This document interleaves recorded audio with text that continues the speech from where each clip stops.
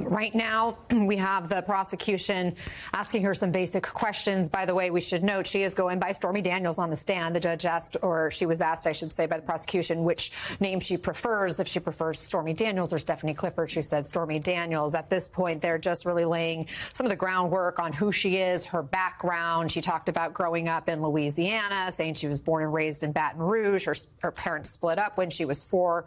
She was raised mostly by a single working mom, went to a strict elementary school, middle school. So they're really taking the jurors through her life story briefly, taking them up to, you know, she graduated the top 10 in her class, she said, when it came to this high school that she was at Magnet High School, received a scholarship from Texas A&M.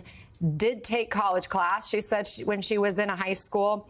And our caller from the courtroom, from our reporter there, Gary Gumbach, says that she's speaking very quickly and is being asked to slow down for the court reporter. She talks about being in the equestrian club, was a member, it appears, of the Baton Rouge Ballet Company. They ask her if she worked in high school. She says, I worked at a stable where my horses board. She shoveled manure. Later, I went on to dancing, she said. And she's always been a dancer, is what she says. Mostly, it looks like ballet and jazz. And they're still filling in the rest of the document. So let me bring our legal analyst here into the conversation. Just help us understand, Catherine, what they're doing in terms of establishing who Stormy Daniels is, why they have to go into this far back in her story. I always used to tell my witnesses, I want the jury to get to know you. So before we get to this is what happened on this day, and I was a victim of a crime, or the defendant did this, we're going to give a little bit of the background of your life, because sometimes, like, why do I have to talk about that? So they can know you, so they know you're telling the truth. You know, that where you worked, where you went to school, that you have a family. So this is their way, and Susan Hoffinger is doing the direct examination of having the jury get to know her as a person and finding her credible when she speaks. Now, she's not going to talk about falsifying business records, but she is there to have them see why Donald Trump, no offense to her, she is an adult film actress, why it was important for him to make sure she did not reveal that they had an affair to the public before the election. But first, it's a little bit of background about her. You mentioned Susan Hoffinger doing the questioning of Stormy Daniels. There's obviously a big team with the Manhattan District Attorney's Office. Jeremy, do you think that it was real strategic to have a woman questioning Stormy Daniels through this sensitive part of testimony that is to come? I think in this scenario, yes. And sometimes you see more so on the defense, but often on the prosecution, if there's a sexual crime, though this is not a sexual crime, that sometimes that you would want a female prosecutor or a female defense attorney to address the witness, because there's more of a bond, and you don't want to look like a guy who's being a bully and who has who has no concept of the issues that a woman would go through, which is understandable. So, you know, Susan Hoffinger, this is not her first time. This is not her first rodeo. She's been on both sides, in fact, as a prosecutor and a criminal defense attorney. So if anyone is fit for this type of questioning, it would be her. And to your point just seconds ago, you want to humanize that witness. You want the jury to like them and find them to be regular and no different than you. Sometimes that's tears. And even a juror, even a witness who's speaking quickly, that's just a sign of anxiousness. And just like you might have, or Hope Hicks, who was crying because it's a nervous, difficult thing to do, to testify in front of strangers. And we're learning more about Stormy Daniels' story. She talks about moving out of her mother's house. She says she moved out when she was 17. Says, my mother was neglectful and she disappeared for days at a time. She would vanish. I was right at the time of my senior year. I left for a little bit. I considered myself an adult, so I moved out. Daniels goes on to say her mother was not an addict, but would disappear at times. And to this day, I honestly don't know. She said her mother would just vanish. And then the prosecutor asks, have you supported yourself ever since? Daniels, yes. Did you start doing other work, nude modeling? Daniels, we had guest stars at the club and they would do aerial shows. And because I was an actual dancer, you needed credits to be the headliner. She says, I was like, I want to do that, but you have to have some sort of credit, a reason to be the headliner, a reason to come in and be the star.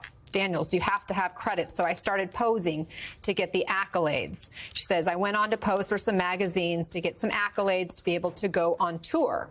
Hoffinger, how old were you when you started that work? Stormy Daniels, 21. Hoffinger, did you work in the adult film industry? Daniels, yes. We had contests in North America.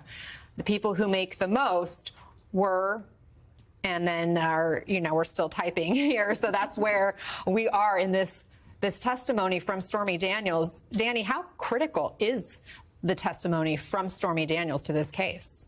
There are two answers to that question. In terms of flashiness, in terms of name recognition, Stormy Daniels is near the top, right up there with Michael Cohen.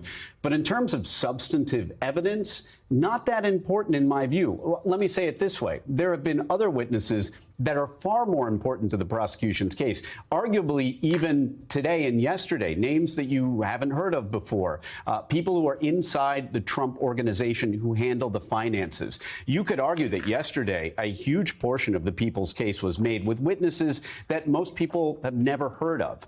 And then you have someone like Stormy Daniels, which, I took the position that they arguably didn't even need to call her. I think they do for two main reasons. Number one, to bookend and put a name to the face of the transaction from Cohen to Daniels. And then also, I think she'll testify about the value of her story and how that value, like any other market, increased as the election approached. So she is significant to the prosecution's case, but in terms of what evidence they need from her, it's really minimal. This is more about context. This is more about name recognition. The jury will be riveted in a way that maybe they weren't riveted yesterday with all the accounting testimony.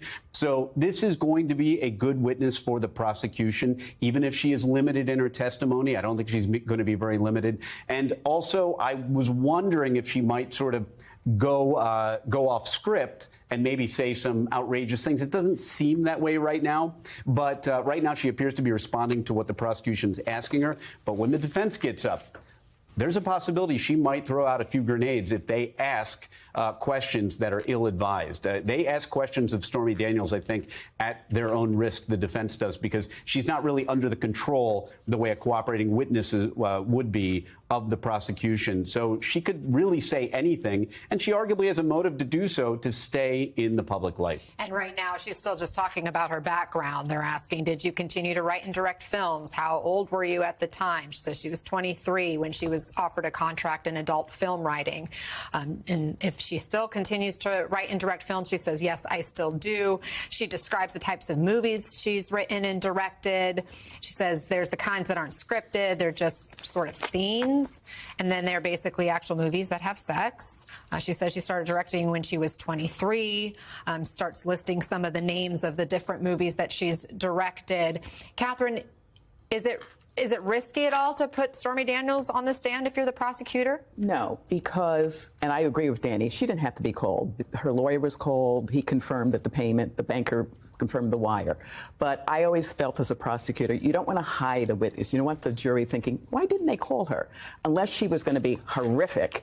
And if she's willing to testify, I would put her on. And I think the cross-examination is going to be done by Susan Necheles, who, quite frankly, on that defense team is the most experienced in terms of doing cross-examination. So, and again, the woman point. So I don't think she will, what we call, open the door to some outrageous testimony coming out of Ms. Daniels' mouth unless she volunteers that, which would not make her look good.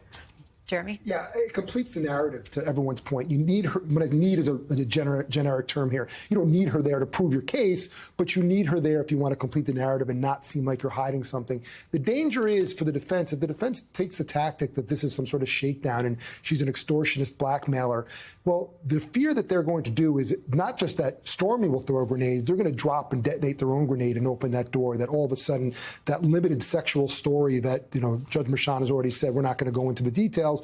Well, does it open up the door to that? Does it open up the door to any other conversations that occurred? So there's a lot of fear that the prosecution, that the defense might have if they go too far off course and open that door. So is she needed? Again, she helps, and she's essential to complete that story, that narrative. She doesn't prove any of the elements necessarily, and there's a danger from that defense if they sway too much that those grenades are going to be dropped on their own, not necessarily thrown indirectly or directly from Stormy Daniels.